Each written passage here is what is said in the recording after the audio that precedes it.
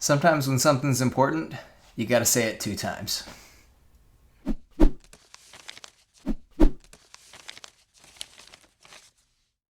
So we're working our way through Romans 12, verse by verse, and we're up to verse 10. Let's read it together. Be devoted to one another in love. Honor one another above yourselves. This one's pretty straightforward, isn't it?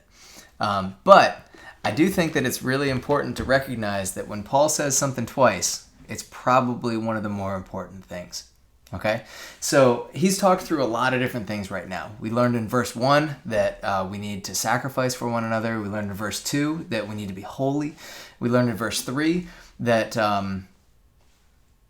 it's on the screen. I'm brain farting. Hold on. Wait for it. That we need to be humble. And then learn in the next chunk that we need to really make sure that we honor people and respect them. And then finally wrapped up with that love has to be super sincere to one another.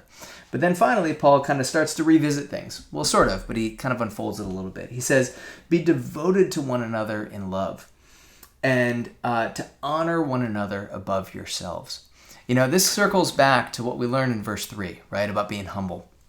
This idea of honoring one another above yourself is such an important thing to remember in times like this, where politically we're being pulled in different directions. We've got all kinds of stuff. Stop with the strong opinions, right?